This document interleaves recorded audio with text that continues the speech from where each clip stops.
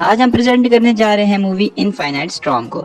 اس story کے start میں ایک لڑکی کو ایک گھر میں دکھایا جاتا ہے جو کہ پوری طرح سے اکیلی ہوتی ہے۔ اس لڑکی کا نام پیم ہے۔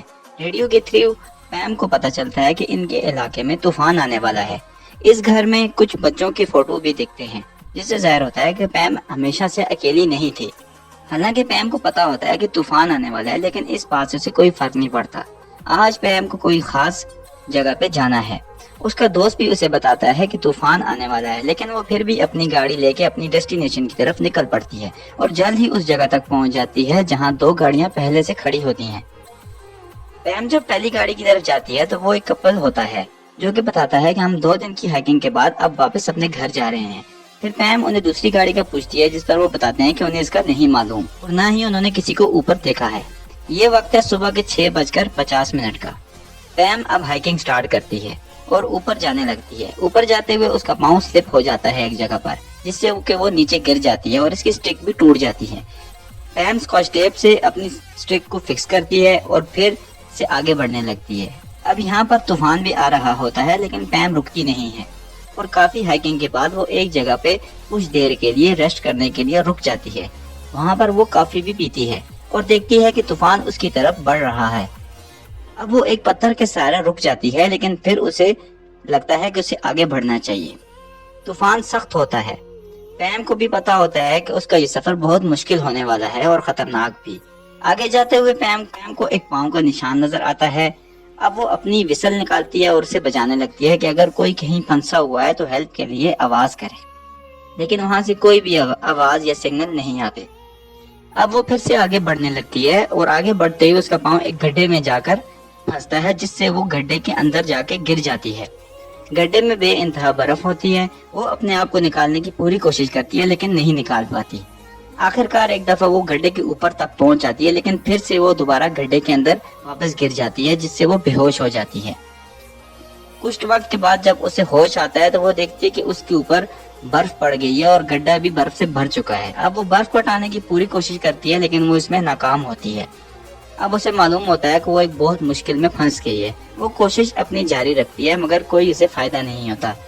اب اسے خیال آتے ہیں اپنی 2 بچیوں کے۔ یہی 2 بچیاں ہوتی ہیں جن کی فوٹو ہم نے شروع میں دیکھی تھی۔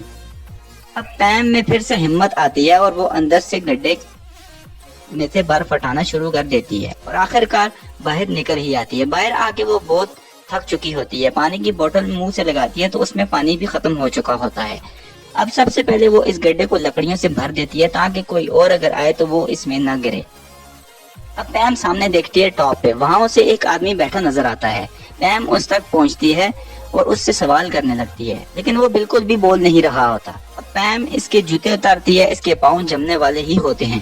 وہ ان کے پاؤں کی مالش کرتی ہے اور اس میں گرمی لاتی ہے۔ پھر پیم کے پاس جتنے بھی گرم کپڑے تھے وہ اسے پہناتی ہے۔ اس کے پاؤں میں ساکس بھی پہناتی ہے۔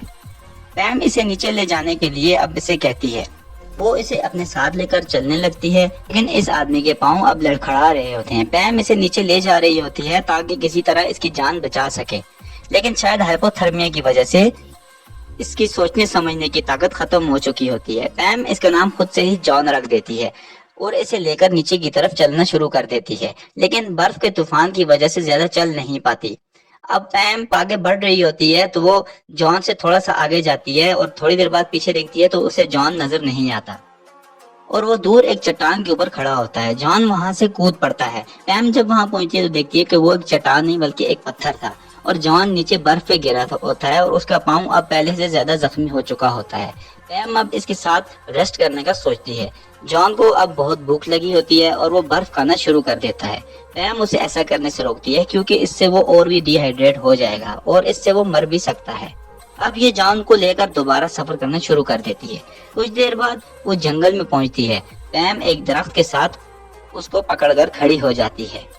پھر وہ دیکھتی ہے کہ جان کا پاؤں برف سے سلپ ہو گیا ہے، وہ نیچے کی طرف لڑکنے لگا ہے۔ پیم بھی اس کے پیچھے لڑکنا شروع ہو جاتی ہے اور یہ دونوں ایک جگہ آ کر گر جاتے ہیں۔ یہ دونوں بھوکے پیاسے ہوتے ہیں اور ان کی ہمت بھی جواب دے رہی ہوتی ہے، لیکن پیم ہمت کرتی ہے اور جان سے بھی کہتی ہے کہ تمہیں نیچے اپنے گھر بحفاظت پہنچنا ہی ہوگا، لیکن جان اب اسے الٹا سیدھا کہنا شروع کر دیتا ہے۔ دراصل جان اب اوپر اپنی جان دینے گیا تھا، لیکن پیم نے اسے بچا لیا ہے۔ اب پیم اسے چاکلیٹس وغیرہ دیتی ہے اور یہاں پر رات پڑنے لگتی ہے یعنی اب اور بھی سفر مشکل ہوگا اور ٹھنڈ بھی زیادہ ہو جائے گی۔ یہ مزید آگے جا کے کوئی سیکیور جگہ دیکھنا چاہتے ہیں اور وہاں پر رکنا چاہتے ہیں، اور اب یہ آگے بڑھنے لگتے ہیں۔ آگے بڑھتے ہوئے یہ ایک ندی کے پاس پہنچتے ہیں۔ اس ندی کو انہوں نے کراس کرنا ہوتا ہے۔ پیم اس ندی کو ایک لکڑی کے تھرو کرال کر کے کراس کر لیتی ہے۔ جب جان کی باری آتی ہے تو وہ آدھے میں پہنچ کر اس سے گر کر نیچے ندی میں گر جاتا ہے، اور دیکھتے ہی دیکھتے وہ پانی کے ساتھ بہہ جاتا ہے اور پیم کی نظروں سے اوجھل ہو جاتا ہے۔ جان کو ایسے کھو کر پیم رونے لگتی ہے اور وہ بہت افسردہ ہو جاتی ہے۔ دراصل وہ جان کی جان بچانا چاہتی تھی، لیکن اب اسے لگتا ہے کہ اسے اکیلا ہی آگے بڑھنا ہوگا اور جان شاید مر چکا ہے۔ پھر یہ آگے بڑھنے لگتی ہے۔ اب آگے چل کے یہ دیکھتی ہے کہ ندی کا کنارہ آ جاتا ہے اور اسے وہاں پیم پڑا ہوا دکھ جاتا ہے۔ یہ اس کے پاس جاتی ہے اور دیکھتی ہے کہ وہ اب بھی زندہ ہے۔ وہ جان کو جگاتی ہے اور ایک تھپڑ بھی مارتی ہے اور اسے ایک دفعہ پھر کہتی ہے کہ ہمیں بحفاظت نیچے پہنچنا ہی ہوگا۔ اب جان میں بھی پازیٹیوٹی آنا شروع ہو جاتی ہے اور وہ پیم کے ساتھ دینا شروع کر دیتا ہے اور یہ دونوں آگے بڑھنے لگتے ہیں۔ اب یہاں کافی رات بھی پڑ چکی ہے مگر یہ رکتے نہیں ہیں بالکل بھی آگے بڑھنے سے، اور فائنلی یہ ایک روڈ کے کنارے پر پہنچ جاتے ہیں۔ یہاں انہیں ایک گاڑی نظر آتی ہے۔ جان اوپر سے آتے ہی آواز دے دیتا ہے گاڑی والے کو، مگر اس گاڑی والے کو کچھ بھی سنائی نہیں دیتا اور یہ گاڑی آگے کی طرف نکل جاتی ہے۔ اب یہ دونوں اپنی گاڑیوں تک پہنچنے کے لیے لگاتار آگے بڑھنے لگتے ہیں اور پھر آخرکار یہ اپنی گاڑیوں کے قریب پہنچ آتے ہیں۔ یہ دونوں بہت خوش ہوتے ہیں کیونکہ انہوں نے موت کو شکست دے دی ہوتی ہے۔ پیم اب جان سے کہتی ہے کہ میں گاڑی سٹارٹ کر کے تمہارے پاس لاتی ہوں۔ پیم جیسے ہی اپنی گاڑی میں بیٹھتی ہے تو وہ دیکھتی ہے کہ جان اس دوسری کار میں بیٹھ کر اسے سٹارٹ کر کے نکل جاتا ہے۔ پیم اسے روکنے کی کوشش کرتی ہے مگر وہ نہیں رکتا۔ وہ یہ دیکھ کر بہت حیران ہوتی ہے کہ جس آدمی کی جان اس نے بچائی ہے اور اس نے اپنی جان کی بھی پرواہ نہیں کی تو وہ ایسے چلا گیا، اس نے تھینکس تک بھی نہیں بولا۔ پیم اب اپنے گھر آ جاتی ہے۔ وہ اپنے گھر میں بہت روتی ہے اور ایسا لگتا ہے کہ آج اس کے دل میں کوئی ایسا درد ہے جو اسے رلا رہا ہے۔ پھر پیم سو جاتی ہے۔ آدھی رات کو کھلتی ہے اس کی آنکھ تو یہ دیکھتی ہے کہ اس کا دم گھٹ رہا ہوتا ہے اور وہ ڈگمگانے بھی لگتی ہے۔ یہ ڈگمگاتے ہوئے دوسرے کمرے میں جاتی ہے تو وہاں اس کی دونوں بچیاں گیس لیکیج کی وجہ سے دم گھٹ کر ان کی موت ہو چکی ہوتی ہے۔ یہ دراصل پیم کا سپنا ہوتا ہے اور یہ اس کی زندگی کی سچی کہانی بھی ہوتی ہے جو کہ آج کے 1 سال پہلے ہوئی تھی۔ اس کی 2 بچیوں کو گیس لیکیج کی وجہ سے دم گھٹ کر موت کا سامنا کرنا پڑا تھا۔ یہی وہ درد تھا جو وہ اپنے سینے میں لیے پھرتی ہے اب تک، اور اس گھٹنا کو آج سے 1 دن پہلے 1 ایئر ہوا تھا جب وہ ہائیکنگ پر گئی، اور یہی وجہ ہے وہاں اس نے جان کی جان بچائی تھی، حالانکہ جان اپنی جان دے رہا تھا۔ اب پیم کی آنکھ کھل جاتی ہے۔ اگلے دن وہ ٹی وی لگاتی ہے تو وہ دیکھتی ہے کہ اسی کی نیوز آ رہی ہوتی ہے۔ ایکچولی جان نے سب کو بتا دیا ہوتا ہے کہ کیسے پیم نے اس کی جان بچائی۔ اب پیم کو بھی سب ہیرو مان رہے ہوتے ہیں۔ اگلے دن پیم کے گھر ایک نیوز رپورٹر آتا ہے لیکن پیم کو اس سب میں کوئی انٹرسٹ نہیں ہوتا۔ وہ بس صرف جان کے بارے میں جاننا چاہتی ہے کہ وہ کون ہے اور اپنی جان کیوں دینا چاہ رہا تھا۔ اب اگلا دن آتا ہے اور وہ ایک کافی ہاؤس جاتی ہے۔ وہ دیکھتی ہے کہ اندر جان بھی بیٹھا ہے اور وہ کافی پی رہا ہے۔ وہ جان کے پاس آتی ہے۔ جان دراصل یہاں اسی کا انتظار کر رہا ہوتا ہے۔ وہ پیم کو وہ کپڑے واپس لوٹاتا ہے جو پیم نے اسے ہائیکنگ کے دوران اوپر پہنائے تھے، لیکن پیم اس کے بارے میں جاننا چاہتی ہے کہ یہ آخر کون ہے۔ جان اسے بتاتا ہے کہ آج سے 1 سال پہلے ایک لڑکی جس سے وہ بے حد محبت کرتا تھا اسی برف میں گم ہو گئی تھی۔ پھر پیم بھی اسے اپنی سٹوری سناتی ہے کہ وہ اپنی بچیوں کی جان نہیں بچا پائی اور اس کے اندر ایک گلٹ ہے اس چیز کا۔ یہی وجہ ہے کہ وہ جب وہ ٹریکنگ پر گئی تھی وہاں ایک گاڑی دیکھ کے جس کے آنر کا کچھ بھی پتہ نہیں تھا اسے ہی ڈھونڈنے اوپر گئی تھی، طوفان کے باوجود بھی، تاکہ اس انسان کی جان بچا لے جو اوپر شاید پھنسا ہوا ہے، کیونکہ وہ اپنے بچیوں کی جان نہیں بچا پائی تھی۔ پر اب اس کے دل میں جینے کا جذبہ جاگ اٹھا ہے۔